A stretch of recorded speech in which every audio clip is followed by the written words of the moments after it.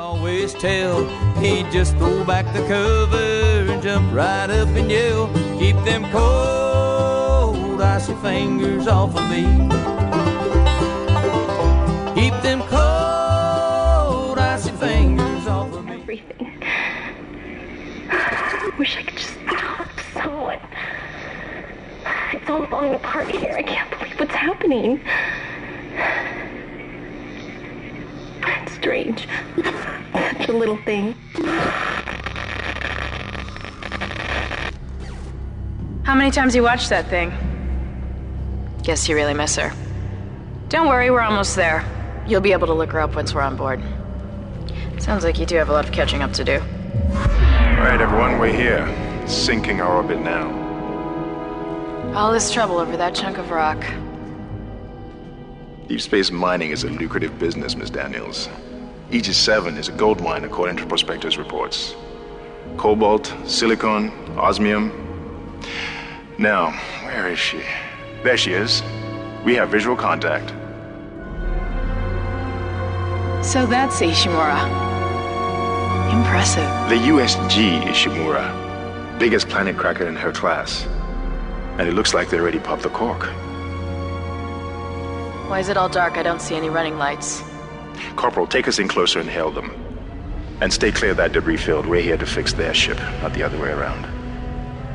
USG Ishimura, this is the emergency maintenance team of the USG Kellion responding to your distress call. Come in, Ishimura. You're gonna need to boost the signal if it power's low. Yes, we know. Boost the signal. More.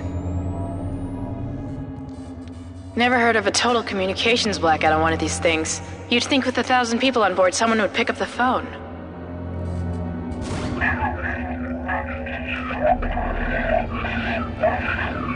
What is that?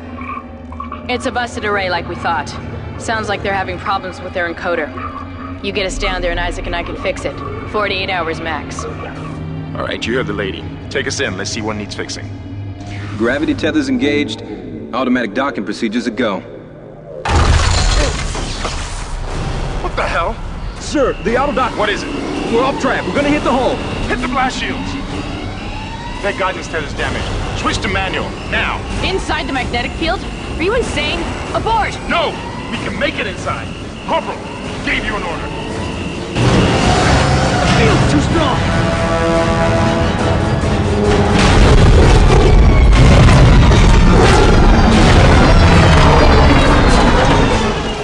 What you just watched was the opening to Dead Space. Dead Space, of course, takes place in space, and you play as Isaac, a little dude running around. He's supposed to be an engineer. Seems a little too battle-ready. Now, the weird thing about Isaac is that he never talks so far that I've played in the game. I mean, his commander just barks out orders at him, and he just didn't say a word to him. Matter of fact, if you saw in the video at the beginning there, the woman's trying to talk to him, he didn't even respond. His commander could probably flash his own nutsack in front of Isaac, and he'd just sit there and look at it. I don't understand this hero, but is he fun to play? Yeah, he is a lot of fun to play. We're going to get into a few of the fun things about it. Number one, the game is completely seen over Isaac's shoulder. You can't scroll that out or anything, and it kind of keeps the action close and very, integral and scary because he blocks part of the view, and it just makes it fun, for me at least. As you can see, he's getting orders right here, and of course, not saying anything at all. And the game, all the menus are done through Isaac's helmet, which is pretty cool, because when you flip around in 3D, like I showed you, it shows you the reverse. Now, in case you ever get lost in the game has a breadcrumb system. It's where you push a button and it shows you which way to go. That would be the blue lines that we're just drawing out here. In this case, it's telling me I have to go down this hallway. And see, as the map here, as I flip around, it completely just disappears. And of course, you can zoom in and everything. Even the in-game menus, for not in the gameplay, are just like this. Now, to power up Isaac, you pick up credits, and you can buy stuff at the store with it. Anything from flamethrowers to new assault rifles. Now, some other cool abilities of his is things like telekinesis, the ability to pick up objects and throw them at will. This comes in very handy, and there's a lot of physics puzzles involved with it. Things where you have to slow things down with the stasis field and then move things with a telekinesis field. Like here's a door I have to slow down. As you can see, I'm able to go right through it now. Now, a lot of the weapons have secondary fire, and it's very cool. Actually, all of them do. Like, check out this gun. It just becomes an all 360 turret. And what about Isaac's other gun? The little blaster, the welder that you start with? Well, maybe it's not really a welder, but it is a plasma torch or a plasma gun. Yeah, it flips from being horizontal and vertical. So that's fairly cool. As you can tell, the game is very bloody. It's very, it's got a great atmosphere. There's lots of noises. You'll walk down a hallway, and you'll hear noises behind you, and you'll just turn around all abruptly, and you'll just be like, oh man, what the heck? Now, a couple things that I did find bad about the game. I found it hard in the middle of combat to switch between weapons. Like in this instance here, in a little bit, I'm going to run out of ammo in the middle of a fight, and I'm not going to be able to switch. To take out most of the enemy so far, you just attack them on the limbs, and then just pound their heads in. You can't go for any headshots here. You can tell, like I said, the game is just awesomely gory. Do I recommend this for everybody? No, of course, not for everybody. Only for those die-hard fans of series, I would say very close to Resident Evil, would enjoy this. It's not like a Twitch game either. I mean, there's a lot of aspects to it that remind me of Tomb Raider, just because of all the physics puzzles that you have to go through. And there could be one part where you have to move one thing over, like a big shelf, and then you have to climb over through it, and then move it back again so you can get back through another part. Just various things like that. Here I'm going to switch to this weapon, and you'll see what I mean. I don't have very many shots in it. I'm going to come up here, and there's going to be a lot of bad guys. I'm going to run out. I'm going to try to switch in the middle of battle, and I won't be able to. Now, as you can see, I've got about 12 shots left here.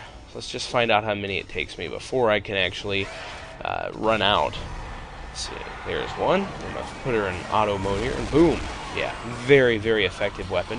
But now I'm out, so I have to go in brawling with just my hands, the melee combat. But the melee combat isn't bad. When they do get on you, you can push buttons to fight them back off, and it shoves them back off of you.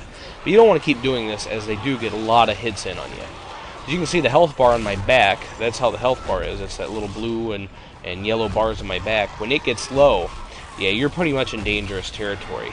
So you got to keep on refilling that. Oh, everybody, this is Andy. Good gaming. And for those regular watchers, the next video will be a Q&A, and I'll announce the 100 episode contest winner. See you next time.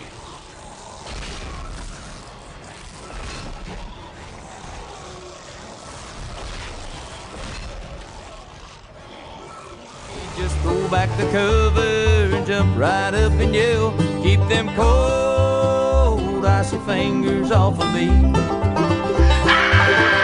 Keep them cold, icy fingers off of me. I don't mind them naked bones, and I can stand